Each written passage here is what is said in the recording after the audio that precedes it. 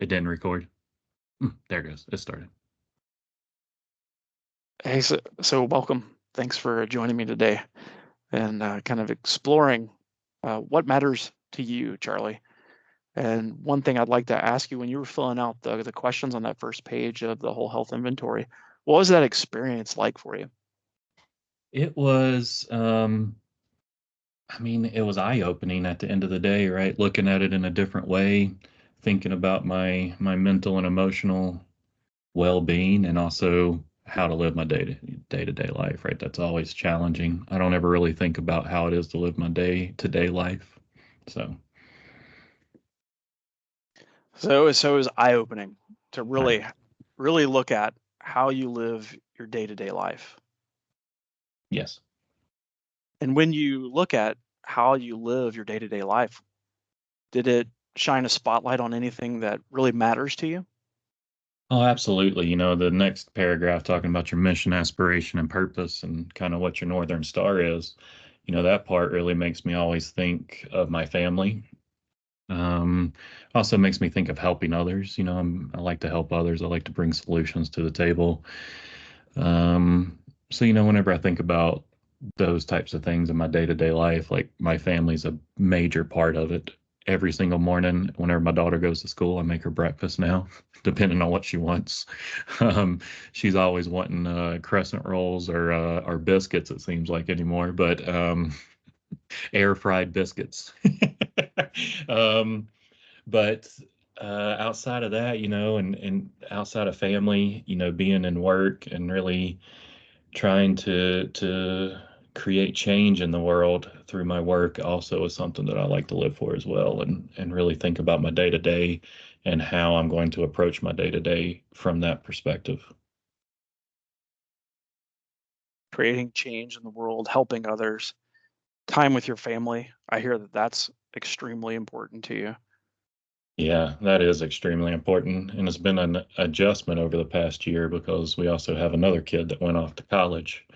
So, that adjustment's always challenging in itself, right? As now we had a new dynamic, right? Whether it's, with Alyssa leaving, going off to college, now there's just three of us in the home. So that's another challenge, another getting used to, but also exciting, sad, all the other things that go along with it too.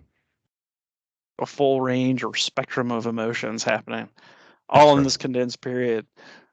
You mentioned something about being a positive change in the world. Maybe you didn't use the word positive, but I'm curious to know when you connect that value to the younger you. What were your dreams and aspirations when you were younger? Oh man, how far back? As far as you can remember. That's right. I would say as a young man, I always wanted to really join the military, right? The Marine Corps. Outside of that, I always wanted to be an architect to build people things. Um, which is funny because I love to also design things, right? But not necessarily a house. Right. Probably more of a system, not necessarily, but back in the day, I remember always trying to draw and be an architect. But in the big picture, it was always, go join the military and go off and do good things. Back whenever you're a kid, all you think about of the military is, heroics, and you don't think of all the bad stuff that goes along with it, all the dedication and everything that goes along with it. You just think about the glory of it. But in the glory of it, I still always focused on the bigger picture of things, right? Like helping other people, helping the person who couldn't defend themselves, things like that. Yeah, you have that protective nature. I heard you speak to that earlier too. Helping others, protecting others, your family's important to you. Yeah, I've known you for a number of years, and I've seen you live that out for sure. Well, I So definitely appreciate that. it's just great to see it from my standpoint too. So from that, connecting to what's truly important to you, what does that tell you about now? I've heard a few things, but I just want to reaffirm them. So, what does that tell me about today or now? Mhm. I would say it tells me that I definitely want to make my family a huge priority in my life. Um, they are the number one priority in my life. But then I would say number two is, creating something that then answers some major problem in society. Truly getting to live out that architect dream. That's right, that So you, architecture. yeah, you mentioned that. You said, I'm not drawing houses, but I'm drawing something to change a system for the benefit of others. That's right. And the big picture of that is, my mission has always been that I wanted to make my purpose greater than my reward. But now I feel like that's kind of shifted I turned 40 this past year as well. So, that's kind of changed and had me sit down and reevaluate, what my mission, aspiration, and purpose really is in life. And ultimately at this point in my life, I feel like I have lived my purpose greater than my reward. Now it's time to think about how I can create something that can impact a whole lot of people and hopefully be able to change more than just making my purpose greater than my reward. Hopefully I can create a system that helps other people create their purpose, that helps them live their greatest lives. So a system to help other people live their purpose. That's right. That's a better way to say it. I'm just trying to sum it up. You said those words and I'm pulling them together. So would you say that's fair? When you answer this question, what do you need your health for? That you need it for family is Yes. number one. Number two is creating something bigger than yourself. Yes. I have to stay healthy to be able to do that, right? So number one would be that I need to stay healthy to be able to get in the floor and play with my grandkids at some point, right? Or still be able to travel to go see my kids wherever they end up in the country.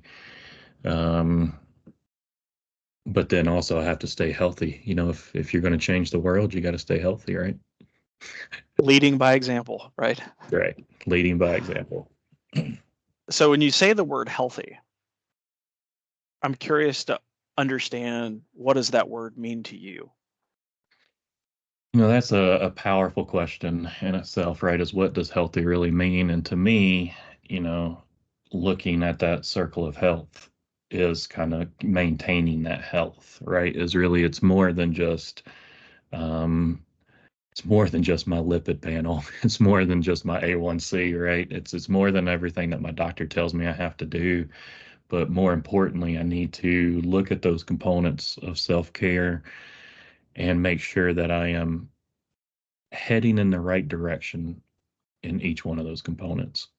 Even if it's even if it's kind of stagnant for a time, because some of these may not be something that I focus on all the time.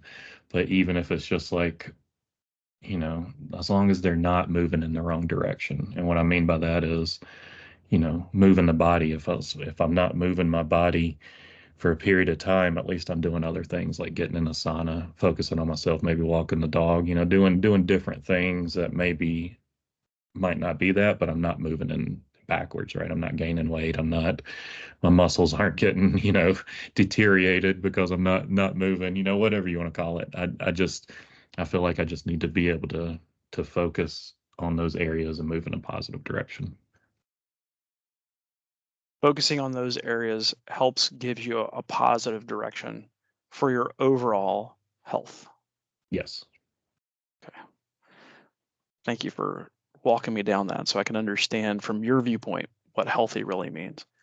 And I'm curious also about another question that's on the whole health inventory, and that's those 3 scaling questions at the beginning. Hmm. And so when you think of those questions, what stands out to you? I would say, my physical health is probably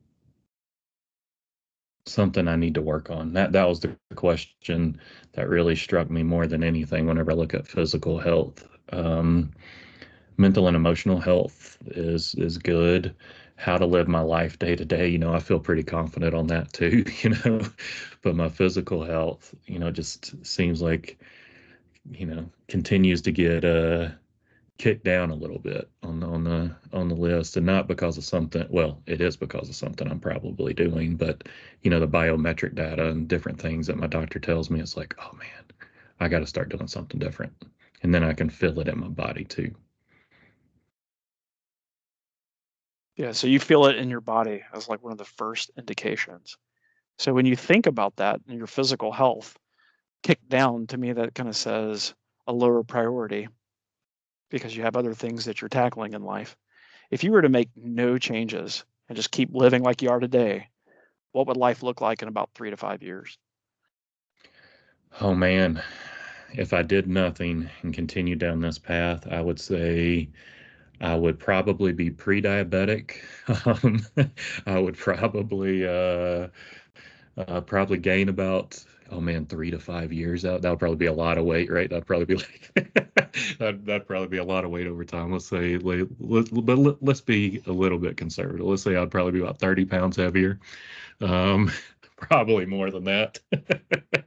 Um, and probably just not overall feeling good, right? Overall, more pain, more inflammation, all those types of things. And that's what I don't want. I mean, besides the obvious, because nobody wants to hurt, nobody wants to be in that inflammation. Why do you not want those things? You know, I don't want those things because I want to be able to enjoy the next 10 years with my daughter. Well, I guess 8 years now since she's 10 now, but I want to be able to enjoy the time that she's here in this house and be able to take her places. Um, I would also say another big thing that's in my life that I didn't mention before is my dogs, which is funny because I never wanted dogs. However, I love these two dogs that we got, but I don't ever walk them. But they need to walk, right? They need that energy um, taken care of and things like that. So I would say that's important to me too. Yeah, so spending quality time with Olivia and really being able to engage, being able to walk those two knuckleheads of your dogs. That's right. That's Your right. words in a different conversation, folks. That's so so so imagine that you are living according to what matters most, thriving in your happiness, fullest, most joyful life. What would that look like in 3 to 5 years? I would say I would be healthy, able to move, definitely walking the dogs on a regular basis. Um, Definitely as a family, we would all be together and able to do those things together as well.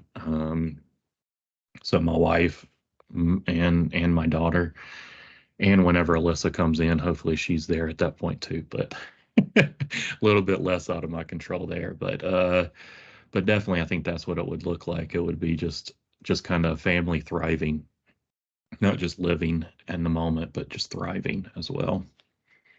Yeah, so the family's together. I heard an emphasis on that word and thriving. Yeah, absolutely.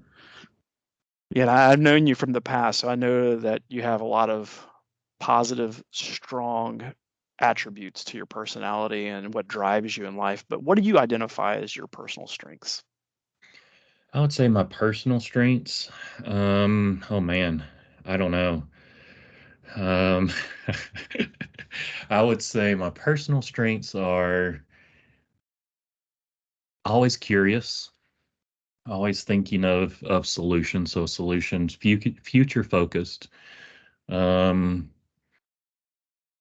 it's funny, somebody was asking me the other day, am I a deep thinker? And I would say I definitely am a deep thinker. But not in a way that I think about the past. I think more about the future and solutions and what could be versus, what was. Um, I would say I'm able to function pretty well under pressure. Um, I think that would be another one of my personal strengths. I'd also say I'm a connector. I like to connect things, whether it's people, places, whatever it is. I just kind of like to connect things together. And I'd say probably providing a vision for the future. I feel like I'm pretty good at that too. So I'm making a list of these things that you're talking about. And I'll provide them for you, but let me just say them to reaffirm that. Is curious, solution focused, future focused, a deep thinker in the way to see possibilities for the future and the solutions, that you function well under pressure. You connect people and solutions, Yeah. and And you also identify that providing a vision for the future is one of your strong suits. So how do those values play into supporting your health and well-being? Um, that's a good point. I would say, how does it support it? Man, it's funny that I can provide a vision for the future for a business or in a leadership mindset, but I can't really do it for for creating my health vision and driving towards it. It seems like, I mean, I feel like I can, but that those values and value conflicts kind of get in the way along that journey, right? Of I really want to be healthy, but I also like to go eat ice cream late at night. There's a place around here that we went and ate that has Dole Whips, right? And I don't know if you're familiar with Dole Whips, I right? am. So then I'm like, man, that's going to be like a frequent place. I'm gonna start eating Dole Whips. Um, but so those are the things that stand in the way. But I would say, as far as what it does, is it allows me to be able to see that future of what my family could look like, and then hopefully be able to drive towards it. I'd also say being able to connect my family and those types of things I feel pretty comfortable about, because I think trying to focus on family, um, and for me, any trip that I take or any decision that is made is about how we can bring that family together. So I feel like that's always part of it too. So that connection. Yeah, so taking that picture of the future family and that you're able to participate in that way, how might that help you make the changes that you need to make? I'm hopeful it makes me make those changes because that's what I want to see in the future. I don't want to be what we described earlier, the 30-pound um, inflamed, person. I want to be the one that's active, that's, chasing my grandkids. Hopefully not 3 to 5 years from now, chasing grandkids, but hopefully, hopefully in the future, able to do that. Um, just really being able to move, run around, walk, be able to go to DC and go see everything without having to take 4,000 breaks or have a scooter. I don't want to be the person with the scooter at the amusement park or or wherever. I want to be the one that can walk up and sit down and get back up without somebody having to help me, or even with a prosthetic of a cane or whatever. It's important for you to maintain your independence. Yes, absolutely. Yeah. So I also heard that that vision of the future family, maintaining independence, serves as the motivation for you Yes. to engage in healthy behaviors. So I do have another question, a curiosity of how might you operationalize that?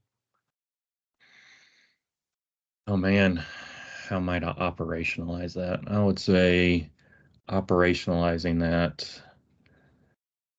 Oh man, do you mean like full on setting goals and moving towards it, or do you mean like how do you mean? So that was a kind of a clunky question, but I might ask it in the way of how would you stay connected to your vision? Is it Hmm. just a thought that you have in your head, or would you write it down on a piece of paper? Would you put it on post notes around the house? Those are just some kind of some brainstormed ideas, but Yeah. what do you think of when you could set reminders of like this is my vision? I typically write it on my board right here, so I look at it all the time. I also have Ted Lasso's Believe poster above my whiteboard, so that way I can believe as well. Because I think believing in the future of whatever vision that you set is a must, and you need to be able to do that. So absolutely, I have it written down in multiple places on my computer, to my whiteboard, to anywhere that I kind of look at frequently and spend time whenever I'm thinking as well, like an office. Yeah, so I think I could have asked that question a better way of saying, how do you connect? Because connect is something that's important to you, connecting things, connecting the vision of the future, the importance of your family to your daily habits for healthy living. And I heard that you have the Believe poster up, you have some stuff written on your whiteboard, you have things written on your computers, multiple Yes. computers. Okay. And is that working well for you? I mean, I feel like I would say yes and no. because something that's written down on a piece of paper is only as good as the paper that it's written on, unless I'm doing something to move towards it, right? So I think yes and no. I think reading it and seeing it helps me believe in it. But then I think to take it a step further, I have to put action behind it. And how might you do that? I would say coming to see you to set up some goals. Fair enough. But I do think that's it, right? Is you have to be able to look at that vision, make it a focal point, and then drive goals behind it, right? And put goals behind it that you want to achieve. Of course, as a family, we'd have to bring in the family because I don't know if I could just be like, these are the goals we're moving towards, family. Come with me. So bring them involved and engage them as part of that process as well. Yeah, so for kind of a complete circle, what I hear is your hope is to create goals that are actionable, that relate to your personal health for this journey, but also to bring your family, one of your main values, into the conversation so that you know that they support it. Absolutely. All right. Anything else that you're taking away from the conversation today? No, I think the big thing that I'm taking away is that I have to set goals around my family. No, but really trying to think about how I want that ideal family to look and then engage them in a process to hopefully have that family that I shouldn't say that I envisioned for the future, but that I would want a nice, healthy family for the future. So this vision of a healthy family for the future. And we're going to work together to design some goals that lead to action to Yes, make that a reality. absolutely. Excellent. Well, I look forward to some future sessions where we put that into practice. And I really look forward to hearing your thoughts on it as well. I can't wait. Thank you so much. Oh, you're welcome. Pleasure is all mine.